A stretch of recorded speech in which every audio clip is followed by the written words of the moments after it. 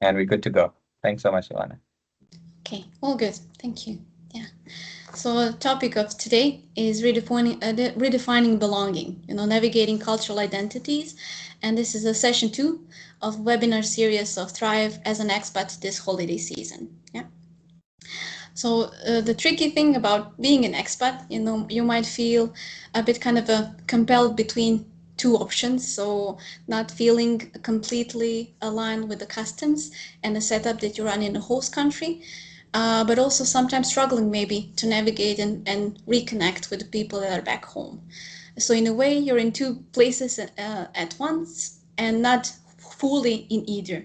So holiday season can get kind of a tricky emotionally, cognitively even, and even in your social situation, when you're thinking about how you're spending your holidays and what they mean to you. So this is just before we kind of start off, very briefly to share my personal disclosure and disclaimers, as this is our gift to the expat community. We have no financial interest or relationships to disclose, all three of us. And then definitely to be mindful that the information covered in this webinar are not offered as a substitute for any clinical mental health care. And same is true for diagnosis, treatment, or cure of any mental health conditions. They're not intended to do that. So let's dive in. Yeah, so this is planned for today. In general, we'll kind of run through what holidays are, what is their importance in the communal social structure, what is their symbolism. We'll try to tie it up with a culture and then kind of a trickle down to the level of community, family, and finally for us and as individuals, as expats or future expats. And definitely we'll kind of circle back and finish off with tips of how to navigate holidays while being an expat.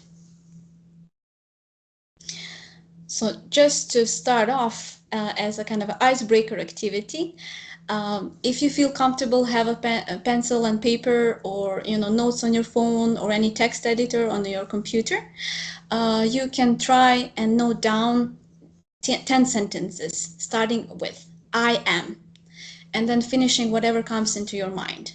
Yeah.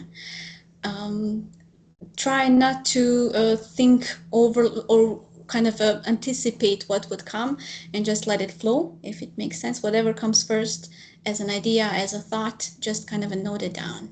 I am for 10 times.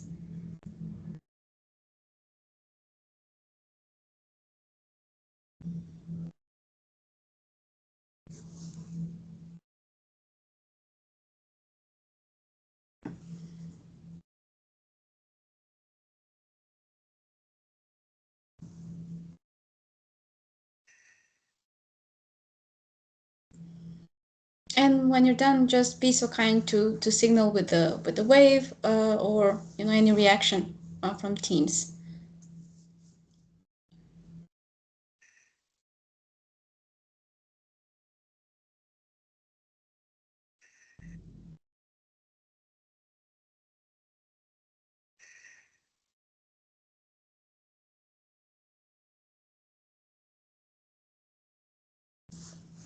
Okay.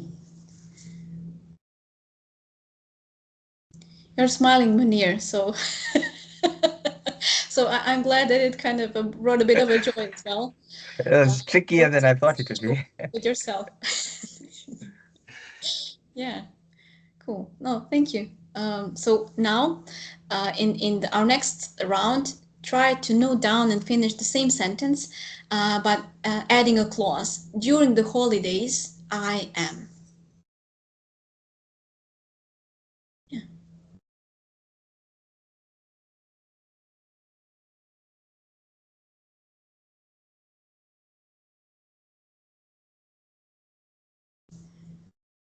So for practical reasons, obviously, you don't need to start every sentence with during the holidays to kind of make your work less strenuous. But yeah, the idea is to try to get to the 10 descriptives categories again.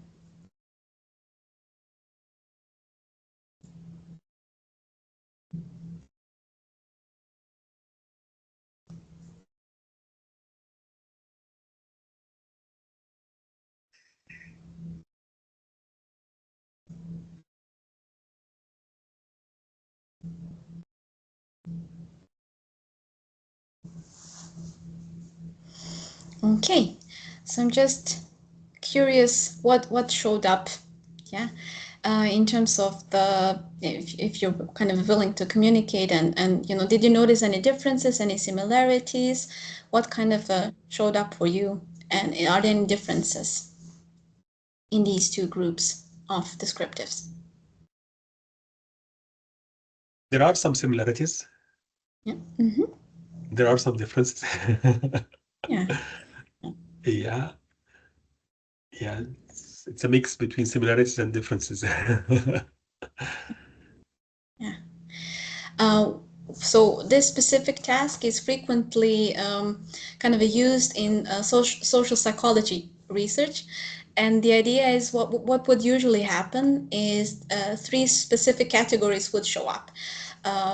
Personal qualities, for example, me being short, being curious. Relational ones, descriptives in terms of me, for example, being a wife or being a friend.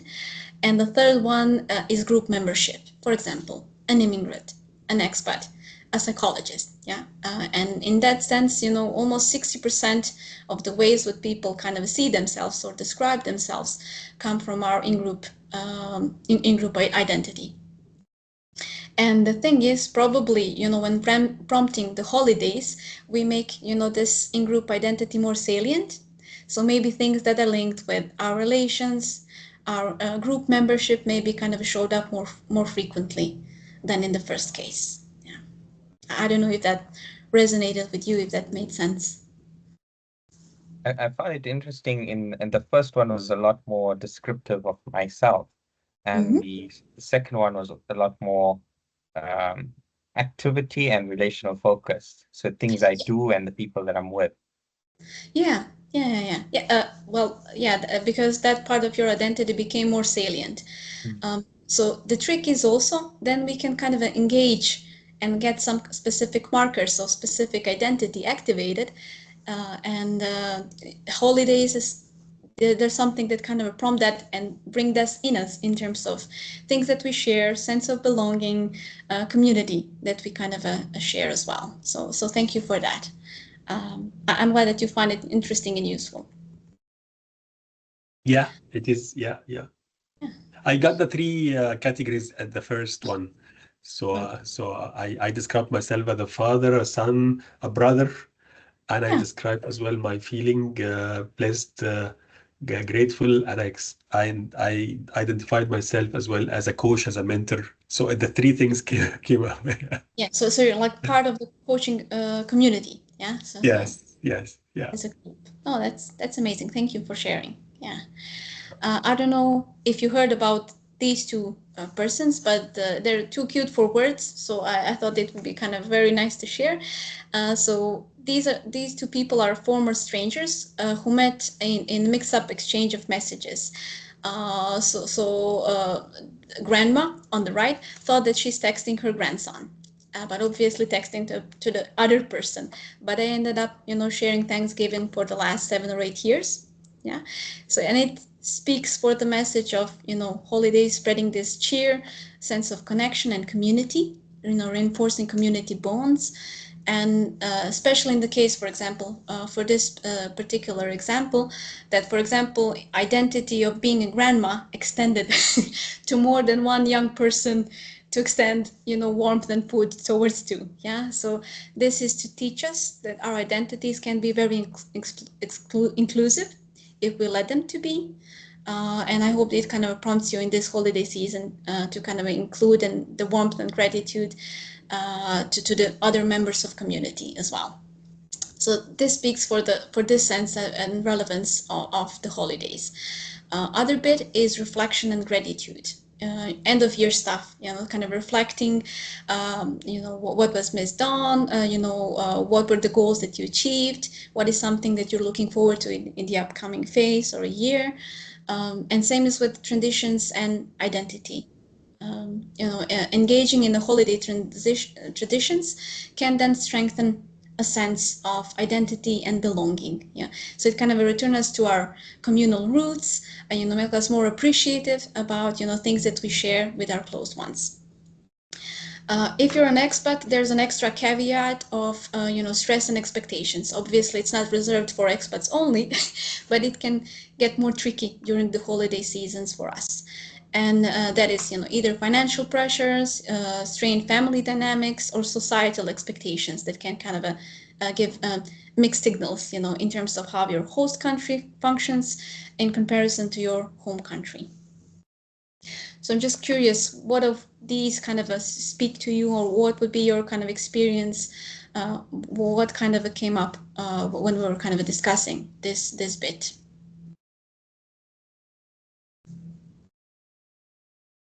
If you feel comfortable to share, if not, I have no problems with moving forward. Yeah.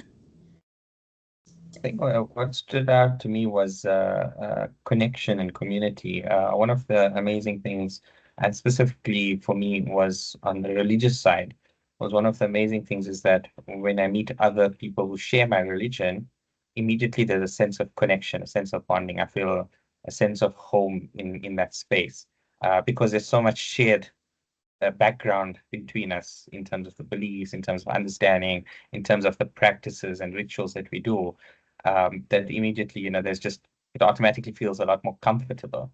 And I found that really amazing in my time in different places. Yeah. Yeah, that's a portion of identity that is kind of like an overlap. If you picture it as Venn diagrams, yeah. So that's the portion of identity that kind of connects you, and it finds the communal language, yeah, to communicate and what you can appreciate, and that you have some shared beliefs and values, yeah. It indicates and marks the in-group association, yeah. Oh, thank you for sharing this, yeah. Okay.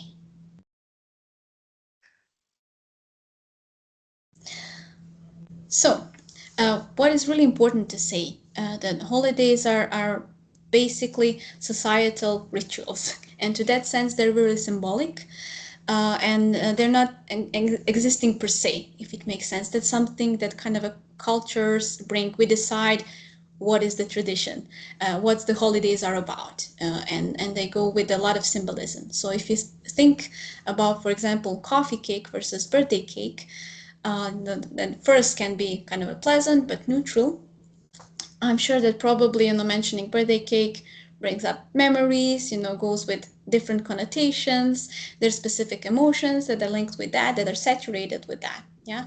So in that sense, kind of holidays prompt that understanding and that signaling of what can be expected, what these rituals are about, and how to kind of share and strengthen the familial or societal bonds.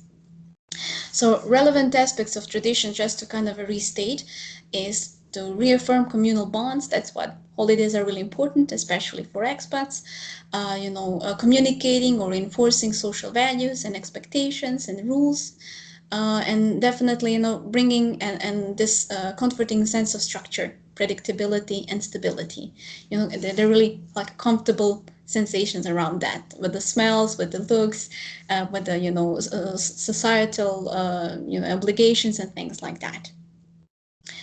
So symbolism is highly important, plus definitely strengthening the bonds and the sense of belonging. So we'll just kind of try and spice it up a bit, because it all sounds very interesting and self-explanatory, but it's getting a bit messier when you have shared or multiple cultural identities, obviously. Yeah. So in that sense, what is very frequent is maybe important to kind of note down as a normal part of migration process is cultural bereavement. So there's a loss of familiar, your language, values, societal structure, rituals, way you will relate to people. That's something that you kind of, live at your home country to an extent. So people would experience a bit of a grief and loss. And in terms of multiple and shared identities, which is kind of definitely something that we all share as expats, is that some of them we choose, some of them don't. So chosen identity is being an expat or being a soldier, but being born in middle-class family or being born as Norwegian is not. Funnily enough, people usually don't have an issue with shared multiple identities, but social status, stereotypes and how others perceive them make parts of our identity either not socially acceptable or lesser, if it makes sense. And that's where people kind of try to navigate and manage these competing identities. And some of them, they would kind of try to integrate both. If someone is some specific part of identity feels that it's not socially acceptable or has a low status, we tend to kind of dismiss it. So for example, in Croatia, what is quite frequent, and it is unfortunate stereotype, that people that work, for example, in Germany, are called gastarbeiters. So that's a German word for kind of a guest worker. But it comes with the idea of that not so pleasant societal ring to it, if it makes sense. So it's not socially acceptable or kind of you're not very keen to be called gastarbeiter. But when you mention the word, everybody knows what it means, and it's saturated with the meaning and unfortunately a lot of stereotypes as well. So just to reiterate, people don't struggle with identities. Other people frequently struggle with the identities that people in their communities share. And that goes without the saying, by extension, then it's also a stress factor for a lot of expats. And even if you think about project-based work that lasts for 2 or 3 years, most of the families that would return and repatriate are the ones that didn't kind of manage to integrate successfully socially wise. So this social factor is quite important for expats to be accepted and recognized and seen. So I'm just curious if any of these speaks to you. Do you have any kind of comments, reflections on what is shared?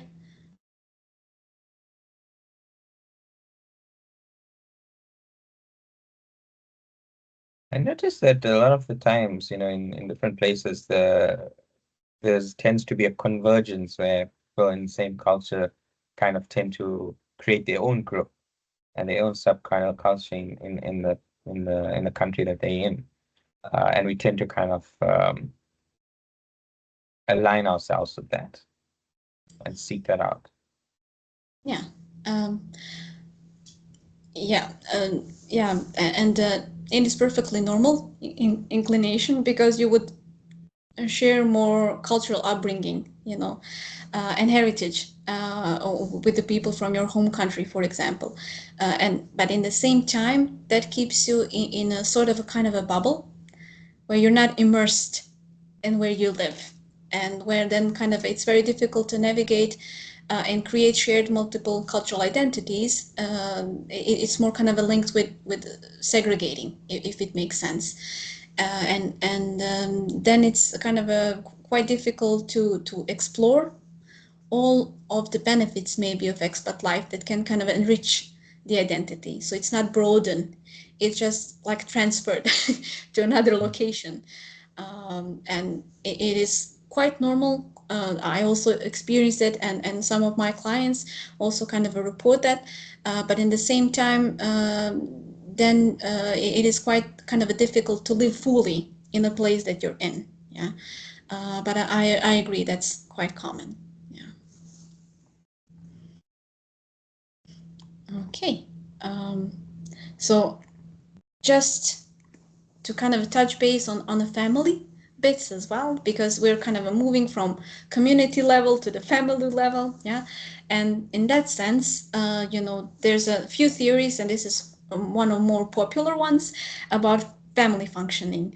And what it states is that two really important dimensions of the family functioning, that is flexibility and cohesion. And in both dimensions, you can go high and low. So if you're low on flexibility, obviously there'll be kind of a rigid structure, rigid family structure, not letting anything to permeate the family, for example. On the other hand, if you're kind of a very high on flexibility, that can look a bit chaotic. When talking about cohesion, you then have, if you're low on cohesion, they'll be disengaged. So family ties are not so kind of a strong.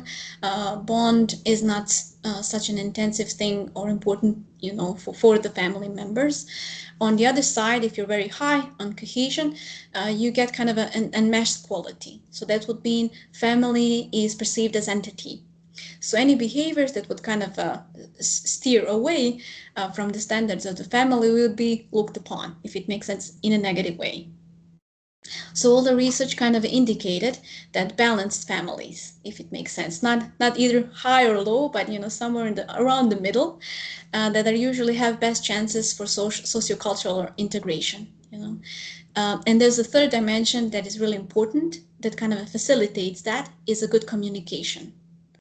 So even if your family is not completely in the balanced state, or your relationship, you can kind of, if you measure up, you can see that something is maybe prevailing.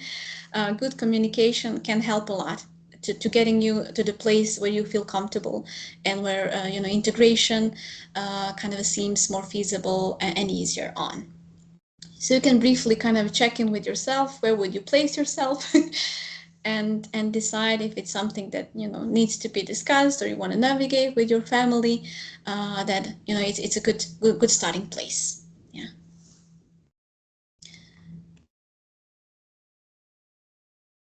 So when we talk about individuals, there's a few bits that are quite important. And as you mentioned before, some people get in an expat bubble that is linked with their kind of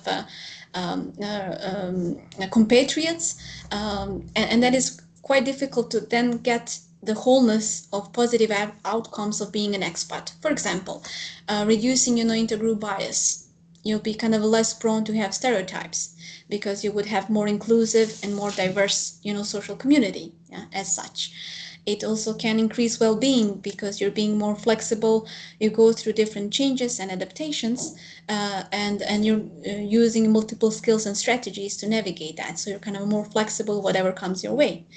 It also fosters creativity and personal development, and comes with self-confidence and self-efficacy. So you would lose out on all of this if you're not really immersed. And in that sense, kind of quality beats quantity. So it's not about duration of being in a country. It's more like, if you're culturally curious, are you immersed? Are you kind of researching the traditions, and if you're kind of open to different cultural experiences, whatever you are. Another extra benefit, or maybe a burden, is also self-clarity. So I don't know if that speaks to you, but people that are abroad have this quality of self-reflecting, discerning. So that would mean being in contact with social, values, different standards and expectation in your host country, puts you face to face with your own cultural upbringing, if it makes sense. And it kind of peels the onion of the cultural influences. And what stays is what is inherently yours, your set of beliefs and how you feel about yourself. So people would frequently kind of describe that expat experiences brought them back home, if it makes sense, that they know things about themselves more firmly. So for example, for me, that can be curiosity, and in that sense, I feel and can describe myself more clearly as being a curious person than before.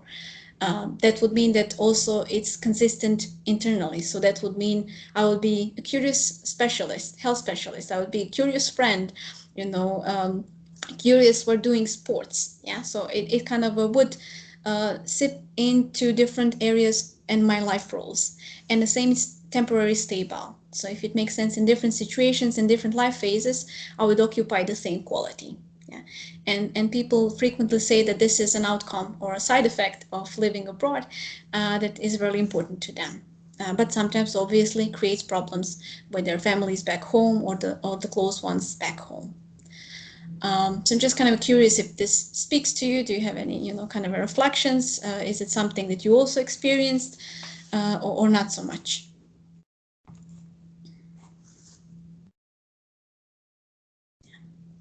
I saw some nodding. That's why I'm asking. But obviously, if you're comfortable for us to kind of move, that is also okay. Okay. So just to kind of wrap it up and make it more concrete, maybe in the upcoming period, because holidays are just in front of us. These are a few very concrete tips on how to approach holidays on a expat edition. And that is definitely to try to recreate traditions and share the joy internationally. So even if you're not traveling back home, try to kind of recreate bits and pieces of that, but also while trying to embrace local customs and explore traditions or contexts that you're in. For example, I'm just sharing my experience here. My husband and I, we frequently do rollerblading and a second day of Christmas because this is the way that we navigate it. We have nice kind of weather, let's make a ritual out of it. Let's enjoy it while kind of making our own tradition for a Christmas season, for example. Try and if possible reduce the clutter because there will be multiple competing inputs culture-wise, either from host country or home country, to try to kind of create small pockets of me time to replenish, to refresh, to restart, and try to note and manage stressors as best as you can. So know your triggers.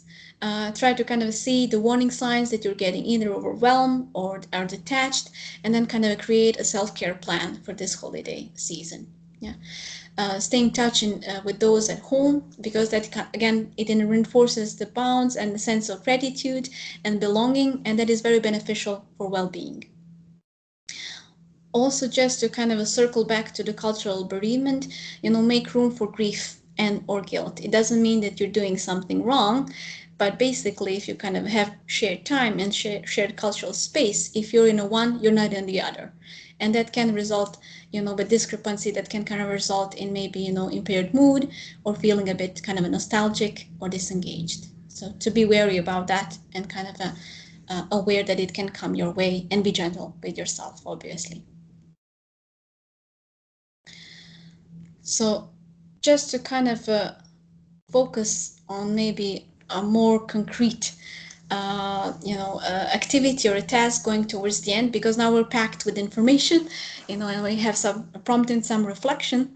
And again, always a big question with Expat is how much of our culturally shaped assumptions align with our core beliefs and values, which is where I start and my culture begin or end, if it makes sense. And values are really big part of that.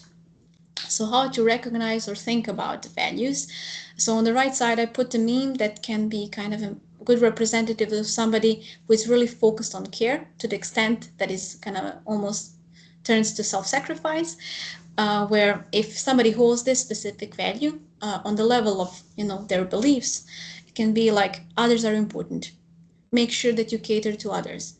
What others may think or need is of your concern. You must be this or that. You might be supportive and things like that. So that would mean it would tie into the cognitive system that kind of supports the value, if it makes sense. And it also then indicates what is desirable. So I will be helpful to neighbors. I would cater to my loved ones. I would be the same, for example, with people that I don't know. Because this is my basic value. And it also transcends the situation in that sense. And what is the difference between values and goals? Because with the goals you have 1 or 0 quality, so you achieve them or you don't. But values can be lived in so many different ways, and in every day. So you never would kind of be the best in the value of caring, but you extend, the way you behave and way you show up in the world would kind of occupy that quality. And then definitely it kind of guides your behavior then, because you want to be salient with your value. So speaking of that, the idea is to try to reflect on our own values in this phase. So the idea is to reflect on 2 domains, how you would relate to yourself and how you relate to others. So choose one value for each domain that you want to live more fully, maybe through holiday season. And for each domain, choose value-driven goal and action. So on the right, I put some examples of values, and this is not exhaustive list, so that would mean you can kind of put additional ones that seem very kind of worthy or important to you, and try to reflect on these and give yourself 5 minutes how it can look like. For example, If relating with myself, I want to be more authentic, for example, but relating to others, I want to be or breed more connection. So if I extend on the specific goals, I can try to be more in contact with my loved ones during this period. If I want to be more authentic, the goal could be to be less self-judgmental, more present-focused, and that would then reflect in value-driven action. So if connection is important, I would reach more frequently, for example, to my family and friends. Ask and share pictures or videos or family cookouts. If trying to be less self-judgmental, I can be then prompted for regular emotional check-ins to be more in contact with myself and more grounded. I can introduce, for example, self-compassionate journaling as a way to kind of live my value of being more authentic in the upcoming period. So if it speaks to you, try to choose, 2 values. Obviously, later on, if there are more, you can kind of also try to introduce more. But just for the sake of simplicity and current moment, if this kind of speaks to you, you can kind of try and choose one. And before we part ways, I'm just kind of curious if there's any questions, comments, reflections, and obviously all the best to you, all of you, also shared multiple cultural identities and yours.